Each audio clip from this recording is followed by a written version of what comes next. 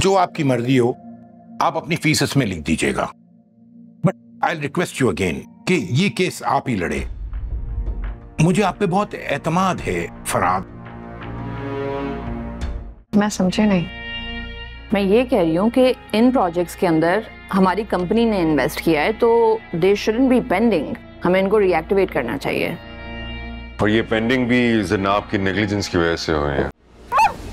Police वाला आ रहा है, चल।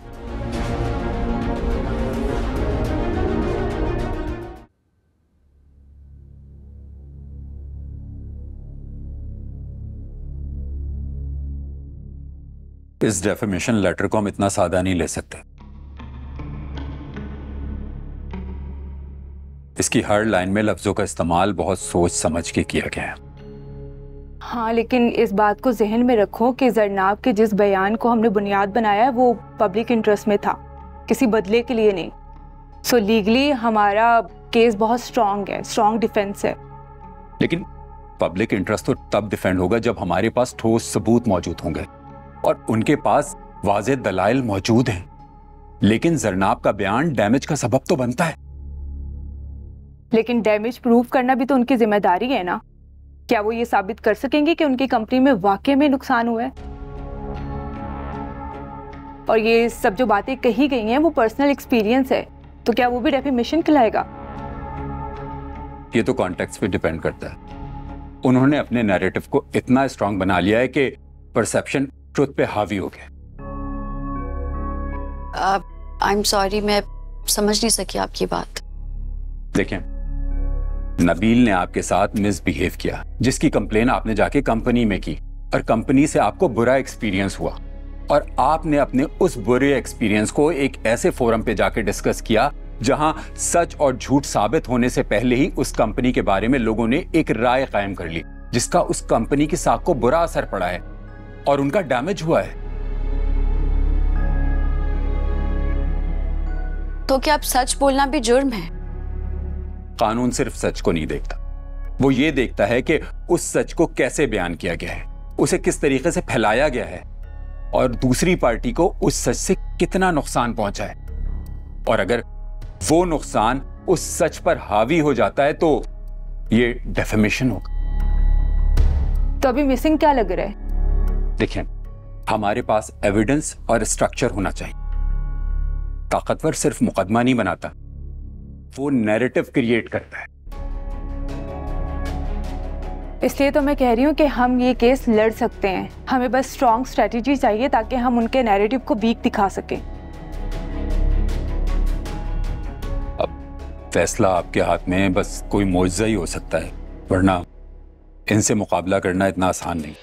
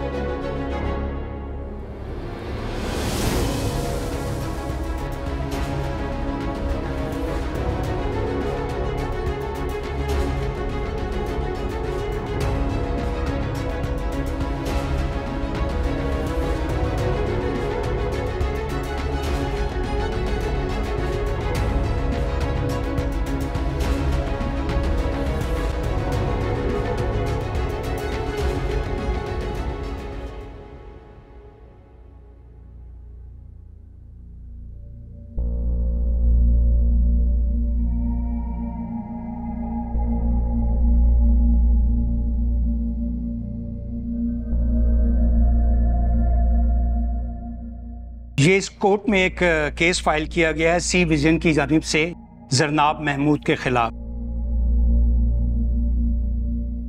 ये जो डिफेमेशन का केस है, सी विजन की जानिब से एडवोकेट फहाद अहमद और जरनाब महमूद की तरफ से जो वकील साहिबा हैं वो है नाजिश महमूद साहिबा। Please proceed the case. Thank you your honour. Your honour, जनाब महमूद के इंटरव्यूज, सोशल मीडिया पोस्ट और पॉडकास्ट की वजह से सी विजन की साख को शदीद नुकसान पहुंचा है। अगर हम इस नुकसान का तखमीना लगाएं तो वो तकरीबन 70 करोड़ रुपए के करीब पहुंचता है। इस बात को हम साबित थ्रू फाइनेंशियल रिकॉर्ड्स और स्टैट्स के जरिए से करेंगे। इसके साथ साथ हम इस बात को भी साबित करेंगे कि जरनाब ने जो अब तक जितने भी इल्जामात लगाए हैं वो बेबुनियाद हैं, झूठे हैं और बिल्कुल फ्रॉड पे बेस्ड हैं।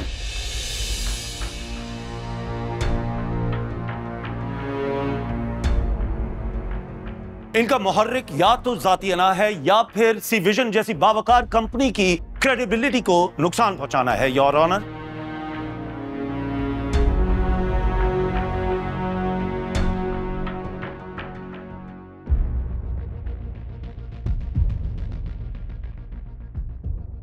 योर ऑनर, जरनाब महमूद की सोशल मीडिया पोस्ट और इंटरव्यू सच पर मबनी है। सी विजन के बासर एम्प्लॉय नबील की जानिब से जरनाब काफी बार हरासमेंट का शिकार बनी है और हर बार शिकायत लगाने के बावजूद कभी कोई एक्शन नहीं लिया गया, बल्कि मामले को हर मुमकिन हद तक दबाने की कोशिश की गई। डेफेमेशन ऑर्डिनेंस सेक्शन 5 के तहत पब्लिक इंटरेस्ट के लिए फेयर बयानात का दफा हमारा हक है, जबकि सी विजन का 70 करोड़ का दावा सिर्फ और सिर्फ जरनाब को डराने की कोशिश है। इसकी कोई लीगल बेसिस नहीं और हम ये भी साबित करेंगे कि जरनाब ने जो कुछ कहा वो पर्सनल एक्सपीरियंस था,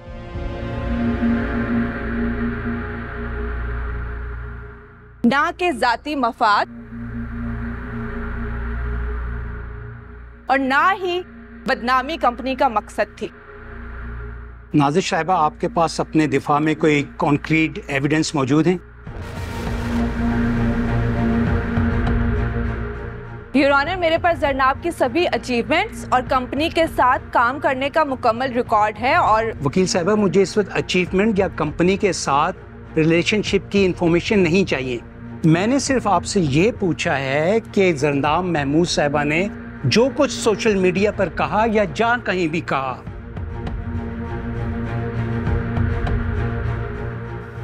क्या सच है और आपके पास उसके ठोस सबूत मौजूद हैं? योर ऑनर, मैं आपको यही बताने की कोशिश कर रही हूँ कि जरनाब के इंटरव्यू हमारे पास हैं, जिसको एडिट करके तोड़ मरोड़ कर पेश किया गया है। क्या आपके पास कोई वीडियो फॉरेंसिक की रिपोर्ट है? सर, वो हम अगली हेयरिंग में ले आएंगे।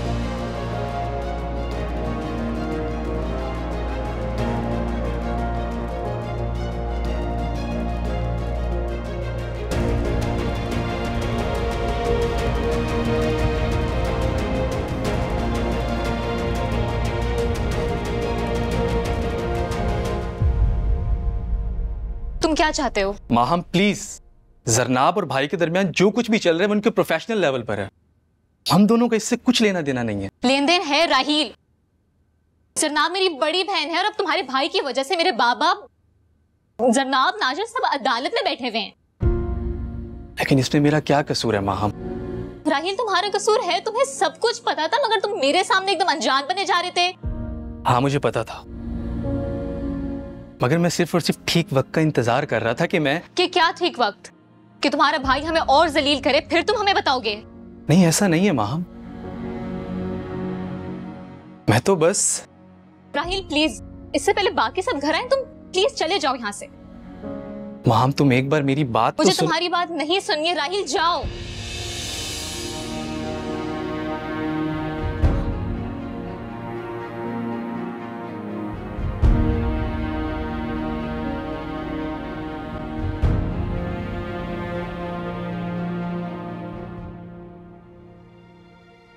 योर ऑनर, सी विजन की फाइनेंशियल रिपोर्ट्स, मार्केट रिस्पॉन्स और दीगर जो डिटेल्स हैं वो मेरे पास यहां मौजूद हैं। Kindly go through them. Your honour, जब आप इन रिपोर्ट्स को देखेंगे तो आप एक चीज को नोटिस करेंगे।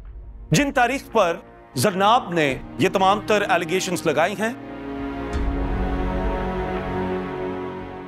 और जो हमारी सेल्स ड्रॉप की रिपोर्ट है, उन दोनों की तारीख महज कोई इत्तेफाक नहीं, ना ही कोई कोइंसिडेंस है, बल्कि ये डैमेज का सबूत है।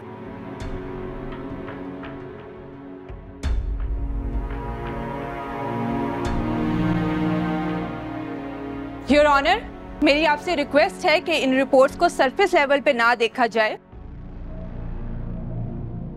हमारी तरफ से इंटरनल कम्युनिकेशन और ईमेल मौजूद हैं जो ये साबित करती हैं कि कंपनी काफी अरसे से मिसमैनेजमेंट का शिकार रही है। Are you kidding me right now?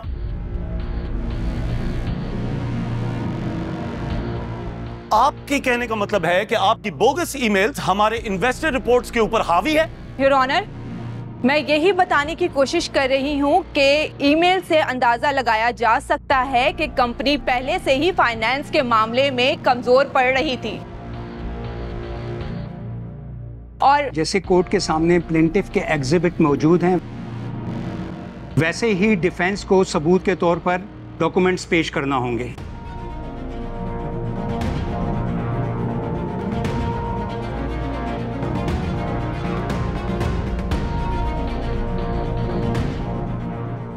क्या ईमेल की रिपोर्ट्स को फाइनेंस के लिए ऑथेंटिक माना जाएगा?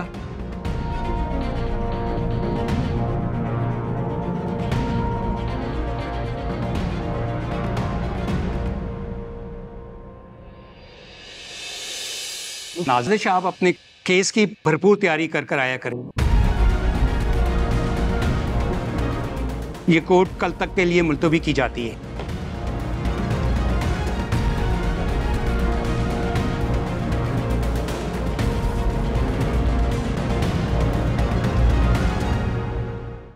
अरे यार, वो ठीक ही तो कह रहे हैं।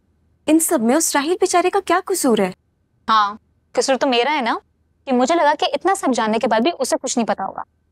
देखो, हो सकता है वो तुम्हें इसीलिए ना बता रहा हो कि तुम ये सब करोगी जो अब कर रही हो। जोई, वो इतना डम्बे कि उसे लगा था अगर वो मुझे कुछ नहीं बताएगा तो मुझे कुछ पता भी नहीं चलेगा। लेकिन तुम तो जानती हो ना, वो तो शुरू से ही कह रहे हैं कि उसके भाई के साथ उसकी कोई अंडरस्टैंडिंग नहीं है और उसे तो पूरी बात का पता भी नहीं था। वो तुम्हारे पास भी आया था? जी, आया था वो मेरे पास।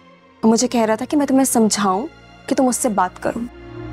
माहम, देखो, समझो इस बात को। उस बेचारे की इसमें कोई गलती नहीं है। तुम तो जानती हो ना कि वो कितना सेंसिटिव है। करो उससे बात, ठीक है? मुझे करनी चाहिए बात? जी, और अपना गुस्सा खत्म करो, ठीक है? चिल रहो।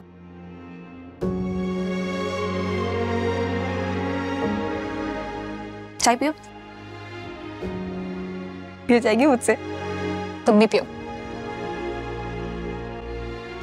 खैर छोड़ो, उसका यूनिवर्सिटी का बताओ।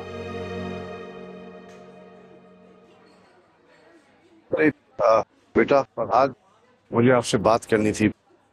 तो मैं जानता हूं कि नाजिश और तुम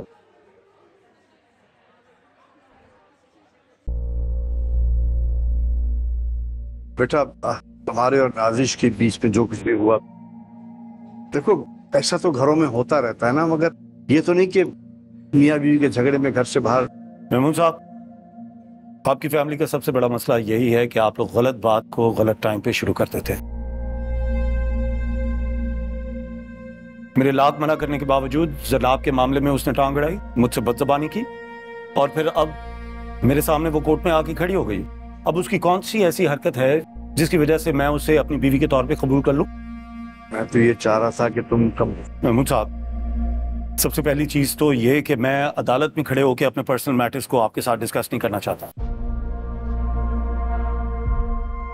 और मेरा मशवरा यह है कि आपके लिए बेहतर यही होगा कि आप, जब तक ये केस चल रहा है, आपकी फैमिली का कोई भी मेंबर मुझसे राब्ता ना करे।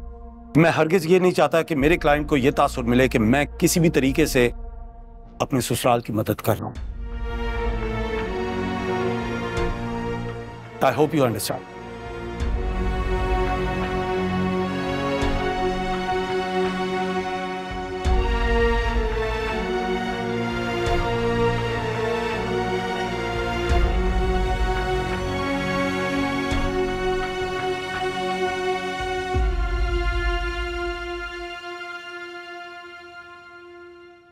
खुदा का वास्ता है, ऐसा मत कीजिए। मेरा नहीं तो अपने बेटे का ही ख्याल कीजिए। मेरा बेटा? कौन सा बेटा? तुम्हारे पास क्या सबूत है कि ये मेरा ही बेटा है? शर्म आनी चाहिए आपको ऐसी बात करते हुए।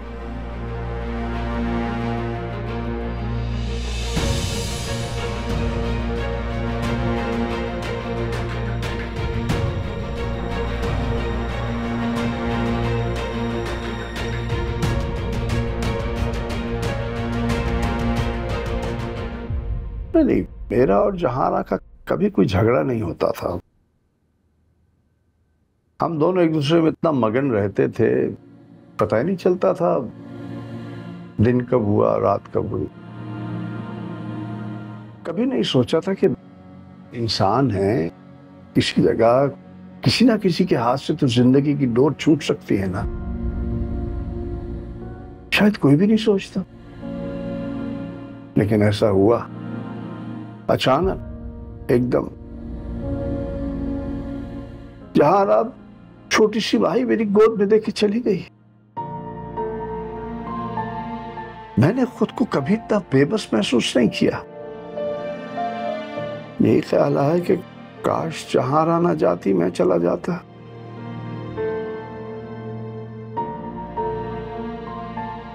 वक्त गुजरता गया, खाना पकाना सीख लिया। तुम लोगों को कब किस चीज की जरूरत है वो भी मैंने जान लिया। बहुत मुश्किल था, मगर जिंदगी ने अपना रास्ता बना लिया।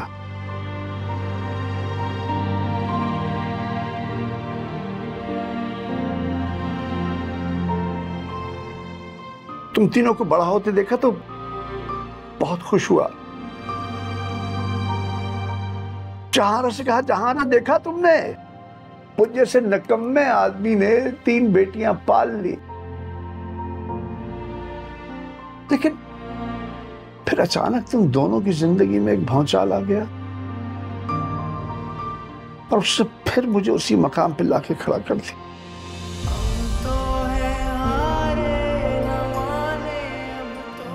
और आज मैं फिर ये सोचते फिर मजबूर हूं कि काश जहां ना जाती, फिर जगह पे चला जाता। बाबा प्लीज ऐसा मत कहें, कि सिवा हमारा और कोई सहारा नहीं है।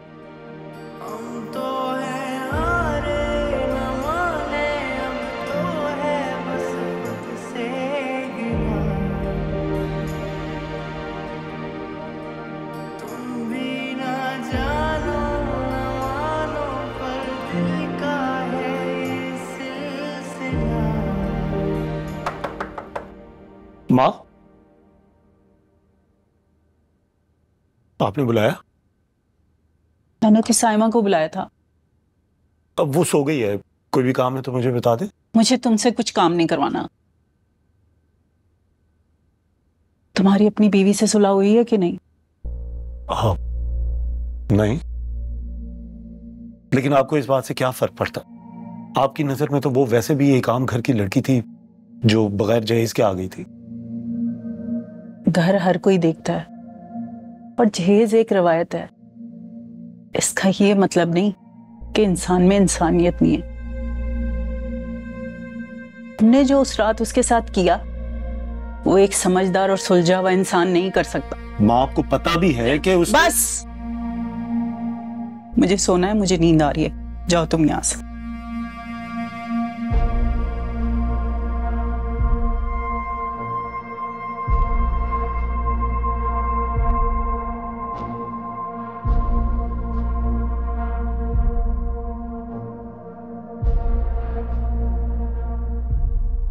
हम सबके अंदर रिग्रेट्स तो हैं। कभी कभार मैं भी सोचती हूँ कि अगर मैं पैदा ना हुई होती तो शायद अम्मी अभी भी हमारे साथ होती। मेरी ही जिंदगी उनकी मौत की वजह बनी है। यही बात है बेटा, ऐसी बातें नहीं करती, यही बात है। तो बाबा आप भी ऐसा कैसे कह सकते हैं? मैंने अम्मी आपने ही देखी है, आप मेरे सब कुछ हैं, और आपने ये सब बोलने से 1 मिनट पहले नहीं सोचा कि मेरा क्या होगा।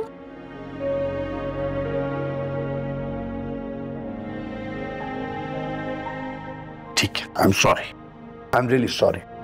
आइंदा नहीं करूंगा। Okay, sorry sorry. ओके, खाना खाओ मेरी जान, आराम से खाना खा लो। मुझे नहीं खाना। अच्छा अच्छा, आप चुप करो, खाना खाओ ना, बांध के अंदर बंद कर दो।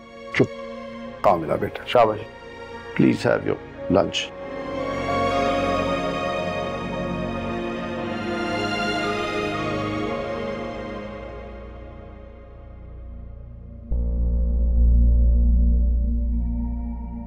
Court proceed.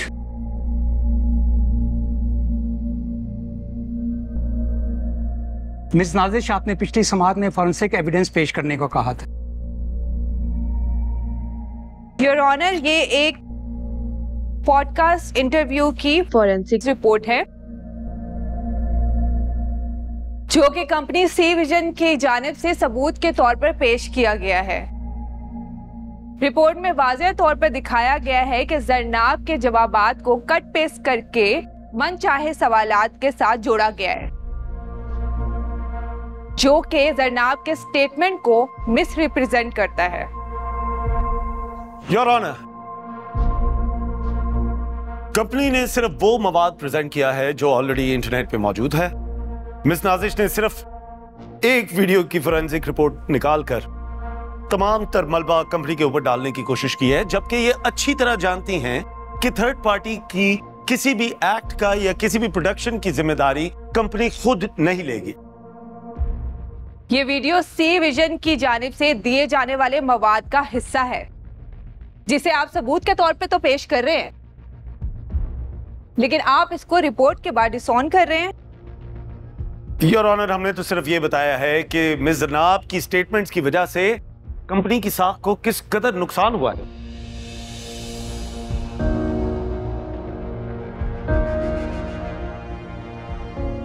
और हम थर्ड पार्टी की जानिब से किसी भी तरह की कोई भी मैनिपुलेटेड वीडियो या मवाद की जिम्मेदारी हम खुद कैसे उठा सकते हैं सर? योर ऑनर, आप तो जानते ही हैं, अगर कोई एक छोटा सा भी वाकया होता है पाकिस्तान के अंदर तो किस तरह सोशल मीडिया इन्फ्लुएंसर्स या फिर रिपोर्टर्स उस कहानी को तोड़ मड़ोड़ कर किस तरह उसे सनसनीखेज बनाते हैं, महज सिर्फ और सिर्फ कुछ लाइक्स या फॉलोअर्स के लिए। योर ऑनर, ये रिपोर्ट भी एक ऐसी ही पॉडकास्ट की है जिसका कंपनी से कोई ताल्लुक नहीं है। ऐसे लग रहा है जैसे हमारी फाजिल वकील साहिबा के पास दलील की या तो कमी है या फिर लॉजिक की कमी है, क्योंकि ये अच्छी तरह जानती हैं, बेशक ये जूनियर है मुझसे, ये अच्छी तरह जानती हैं कि अदालत की नजर में ऐसी किसी भी मवाद की कोई हैसियत है ही नहीं। योर ऑनर, हमारी फाइल में वो सब मौजूद है जिसकी सोर्स खुद मिस जरनाब है। अब ये काइंडली मुझे ये बता दें, क्या मिस जरनाब की स्टेटमेंट्स भी मैनिपुलेटेड हैं या फिर जाली हैं? बात तो ठीक है, इस रिपोर्ट को सी विजन के साथ कैसे लिंक किया जा सकता है? लेकिन ये इंटरव्यू फ्रेम किया गया था सी विजन की तरफ से। मिस जरनाब, बराए मेहरबानी आप तशरीफ रखिए, आपकी वकील साहिबा यहाँ पर मौजूद हैं।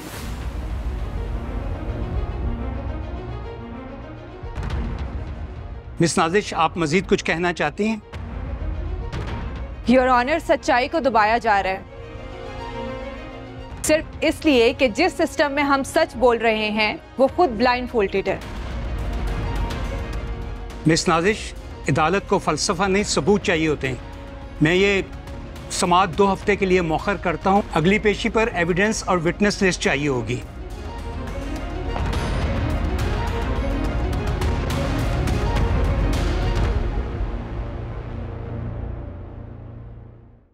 भाई आशिम, अब वो वक्त ही नहीं रहा। तुम जिस दौर की बात कर रहे हो वो वक्त कुछ और था और अब कुछ और है। ये इनका दौर है। ठीक कह रहे हो एहसन, अगर ठीक कह रहे हो। बेटा अमन, तुम्हारी क्या मसरूफियात है अमेरिका में? कुछ खास नहीं है अंकल, बस आईटी की जॉब है और शाम में जिम वगैरह। लास्ट समर ही मैंने बोस्टन से सिएटल शिफ्ट किया है, तो वहाँ ज़्यादा फ्रेंड्स भी नहीं है मेरे। पारा, आप क्या पढ़ रही हैं? Masters in cooperative literature. माशाल्लाह। इसके बाद क्या इरादा है आपका? मेरा मतलब है जॉब या फिर शादी? अरे इस जनरेशन को शादी की कोई जल्दी नहीं है, बस ये तो कहते हैं कि पढ़ना है और बस पढ़ते रहना है। तो फिर मैं भी कहती हूँ कि चलो ठीक है, और कितना दिमाग खराब करना है वो भी कर लो। भाभी, सच्ची बात तो ये है कि बच्चियां जितना मर्जी पढ़ लें, एक ना एक दिन रुखसत तो होना है। क्या हो गया भाईजान, हमारी फरा की कौन सी उम्र निकली जा रही है? हाँ, अभी कोई शादी वादी की उम्र नहीं है इसकी। भाई अभी इसे पढ़ाई करनी है और जितना इसका दिल चाहता है ना, मैं तो कहती हूँ बेटा उतना पढ़ो। और वैसे भी मैं अपनी फरा की शादी ना कहीं दूर नहीं करने वाली, तो मैं चाहूंगी कि ये यहीं पर रहे, बस मेरे आस पास रहे। अब मेरा बेटा अहमद एक एड एजेंसी में काम करता है। अरे हाँ, अहमद को फोन करो ना, तो उसे कहो कि घर में मेहमान आए हुए हैं, 24 घंटे बस काम में लगा रहता है ऑफिस। कॉल करो उसे। अब दोनों की बहुत दोस्ती है, मैं अगर फोन करूंगी तो मेरी बात कभी नहीं सुनेगा, लेकिन अगर फरा फोन करेगी ना तो आप देखिएगा अभी फौरन हाजिर हो जाएगा। बस अल्लाह से दुआ करती हूँ कि मेरे इन दोनों बच्चों की मोहब्बत को किसी की नजर ना लगे।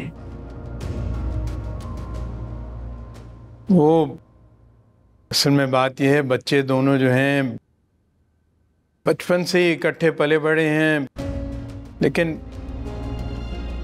दोनों के रास्ते मेरी नज़र में तो अलग ही हैं।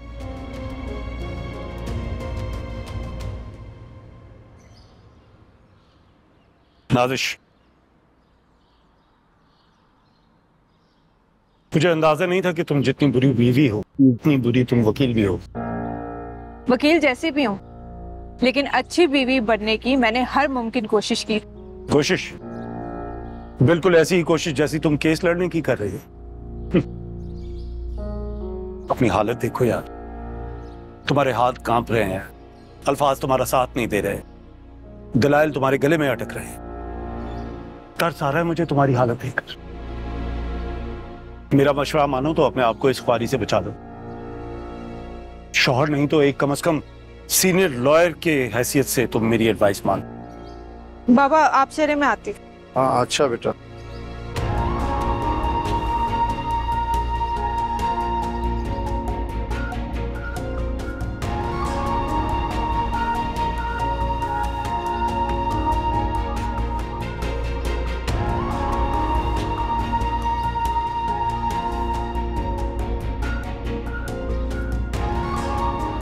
कहाँ बिठा तक के देखने दें? नहीं, अब आ जाएगी बेटा, लेते नहीं।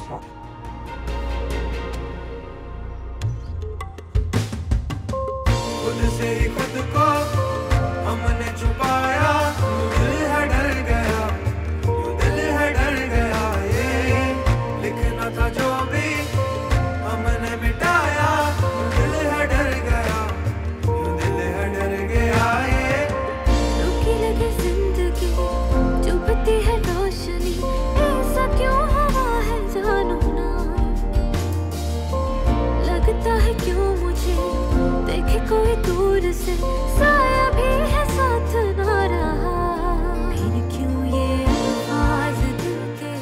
तुम ठीक हो? हाँ करे। चलो बेटा चलो चलो।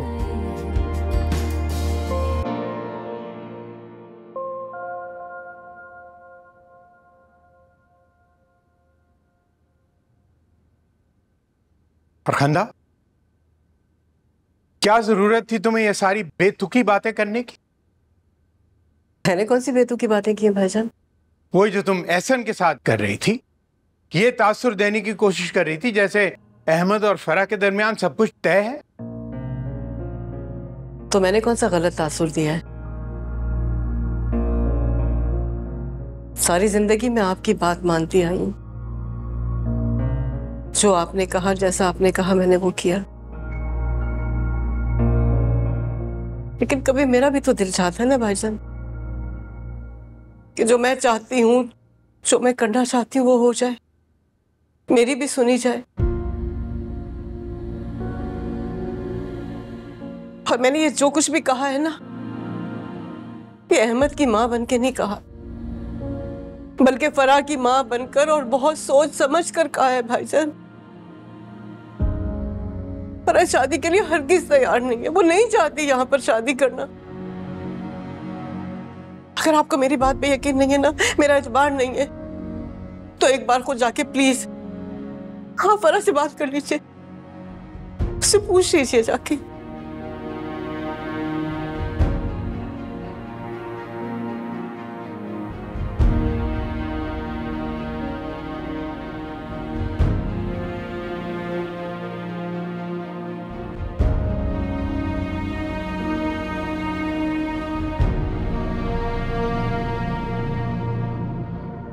Sir Faraz sir, one question please. आज की हेयरिंग के बाद क्या लगता है केस किस तरफ जा रहा है? जी, हमने जरनाब महमूद की सोशल मीडिया पोस्ट, पॉडकास्ट और सेंसेशनल क्लेम्स को कोर्ट में जमा करवाया, जिनकी कानूनी तौर पे कोई भी हैसियत नहीं। आपकी तरफ से क्या सबूत दिए गए हैं सर? हमने फाइनेंशियल स्टेटमेंट्स जमा करवाई हैं, डैमेज असेसमेंट रिपोर्ट्स जमा करवाई हैं, मीडिया इम्पैक्ट हमने जमा करवाया है, और उससे साफ जाहिर हो रहा है कि ना ही जरनाब महमूद की कोई लीगल स्टैंडिंग है या फिर मॉरल स्टैंडिंग। मगर जरनाब की लॉयर का कहा गया है कि उनके साथ हरेसमेंट की गई है। जी, अगर ऐसा है तो फिर वो सबूत देने से क्यों कतरा रहे हैं? हम जल्द ही जरनाब महमूद और उनकी लीगल टीम को लीगली डिसमेंटल करेंगे। बहुत शुक्रिया सर फराज सर।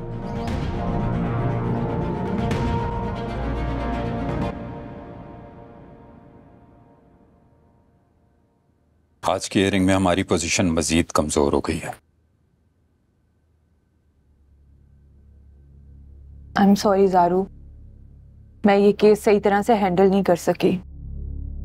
शायद मेरी स्ट्रैटेजीज कुछ ज्यादा ही इमोशनल थी। मैं जो किया दिल से किया। वैसे भी ये बात तो हम सब पहले दिन से ही जानते हैं कि इस केस की पोजीशन सिर्फ कोशिश की बुनियाद तक है, और इसका नतीजा भी शायद सब जानते ही हैं। क्या अगली हियरिंग से पहले हमें कोई नया एंगल चाहिए होगा? Something that ओवरशैडोज there financial claim. हाँ बिल्कुल, हमें ऐसे मटेरियल की जरूरत होगी जो फ्रंटल डिफेंस के बजाय जुडिशियल कॉन्ट्रडिक्शन पैदा करे, वरना तो केस साइडलाइन हो जाएगा।